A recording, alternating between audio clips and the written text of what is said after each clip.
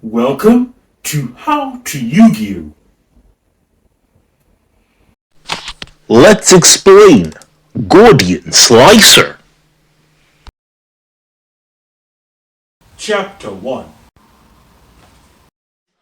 Alrighty then, so in this video, I'm going to talk about Gordian Slicer. Why I feel this is a card that is a revolutionary card in Yu-Gi-Oh! And changes the way we board break. With that being said, let's get on with the rest of the video. I have a question for you.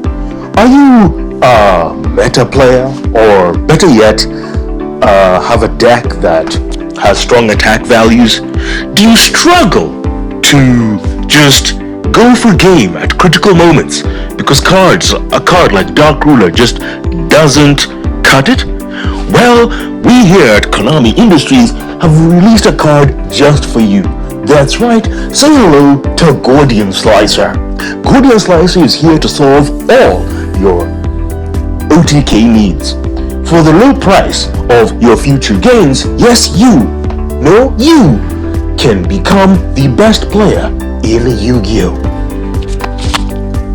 That's right, just realize your future gains and you too can become a better Yu-Gi-Oh! Player. Okay, with that advertising out of the way, let's talk about Gordian Slicer right now. So I'll read for you Gordian Slicer's effect. This card's activation, an effect cannot be negated. At the start of your main phase 1 or 2, target any number of face-up cards on the field. For each targeted card, banish 1 card from your hand, or 6 cards from your extra deck. Face down, then return those targeted cards to the hand. First of all, here's what I want to say about Gordian Slicer.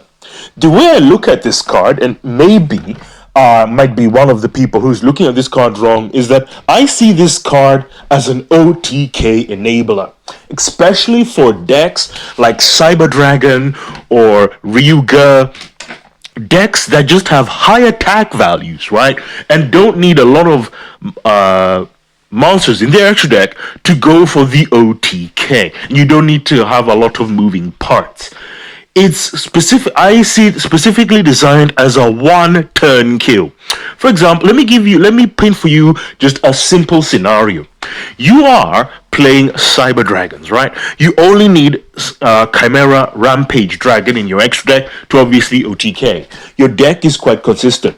You're going second, and your opponent makes a really silly board, right? During this time, you would have put in your side deck Dark Ruler No More. Now, while Dark Ruler No More at this time can can break your opponent's board, but most often than likely because you're playing against a meta deck, right? Dark Ruler No More is not going to deal with the Solemn Judgment or whatever sort of counter spell or counter trap that they have there. They can negate that and still their board remains. However, with Gordian Slicer, this is completely different. This card, as with the first line of text, its activation effect cannot be negated. This is significant, as you can remove most of your cards of your extra deck, right? Keep the Chimera tech over Rampage Dragon, summon it, and it'll come out onto the field with obviously 4,200 attack. You've bounced all the face-up cards in your opponent's side of the field. You've gotten rid of most cards in your extra deck, and you can just simply go for game, as it's a 4,200 attack Cyber Dragon monster that can attack 3 times, and the opponent only has, as you know, 8,000 life points. This is the golden opportunity that Gordian Slicer gives to decks like these. Cyber Dragon, Ryuga, rank 10 decks, such sort of decks, even Blue Eyes, for example, can facilitate this simple OTK. That just decks that have just high attack values really come out to shine right here. And now I know what a lot of people might want to say, that this card is not really good because of the high cost, right? And it's only good for maybe, breaking boards that are floodgates or anti-meta or things like that. But the way I see that this card has huge potential in the OTK range, right? Especially when you want to go for OTK. Dark Ruler is just not enough. I'm sorry to say this. There are times when you want to OTK in Yu-Gi-Oh, especially if you're a combo deck, and you simply can't. And you only need one card in your extra deck that can just deal 8,000 or whatever amount of damage. You don't need a lot of moving parts, right? This is where this card comes in.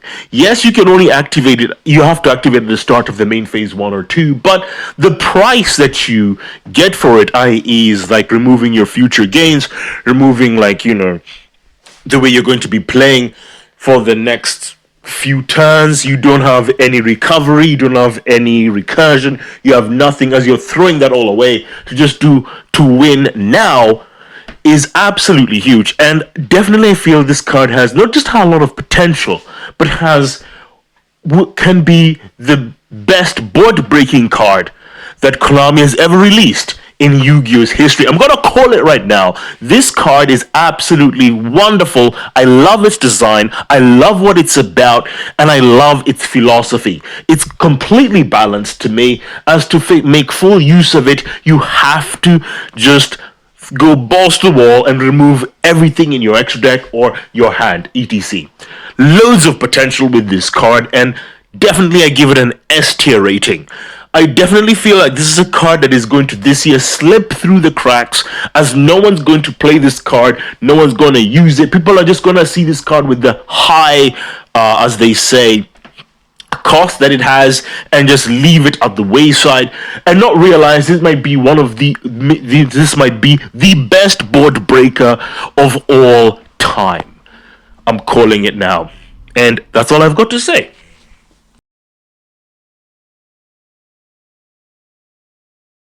Final chapter. So, we're here at the conclusion. And here's all I've got to say.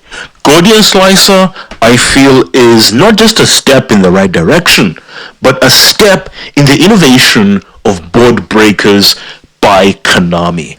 This is the start of basically creating a board breaker that has a high cost for high return. Right? I like everything that this card represents. I like it. It's basically One Punch Man as a card, and I absolutely love it. What's there not to love about high risk, high reward? And if you fail with that punch, well, it is fatal, as you wouldn't be able to continue that game, considering if you put this in a meta deck. In a meta competitive deck. While yes, you could put this in decks like ritual decks or things like that that don't use the extra deck, but where's the fun in that? I think the most value you get out of using this Gordian Slicer is in decks like Cyber Dragon, decks with like the rank trains, decks like that, decks that just have high attack values where you can just break your opponent's board going second and simply just go for lethal at turn 1 straight away. Break that board, go for lethal. However, the biggest weakness of this card is that it only targets face-up cards. Yes, they can't respond with counter traps or hand traps for that matter, but if they're able to survive that turn, or if they have adequate hand traps, then there is a chance that they can live. But honestly, that is obviously a weakness that I think is understandable. I mean, you can't have every card can't have everything. And so, while yes, it cannot deal with face down cards, so if they have an imperm there, they will still be able to respond with an imperm or impulse or whatever is in their hand, whatever it is. But it isn't without fault. This is still a very powerful card, and 90% of the time, if this card, even 100% of the time, if it resolves successfully, you should be winning that game that turn. 100%. The gamble with this card is absolutely worth the effort, and I feel a card like this is really good to exist in Yu-Gi-Oh, as it de-incentivizes making these break-a-board sort of decks. and I like the inclusion of Gordian Slicer into the game. This is going to mean that going forward, if Konami ever prints out cards now that have the negate style thing again, Gordian Slicer will be there to say, no, no, no, I'm gonna slice that board of yours so you don't make that disgusting board ever again. Your board is there to be sliced and diced. And so that's it. That's all I've got to say about Gordian Slicer. Tune in next time as I'll talk about more things on this channel. Hope to see you soon. We come to the end of this video. So, as I like to say, you are one step closer to becoming a Yu-Gi-Oh! Master. My fate, right, is in your hands.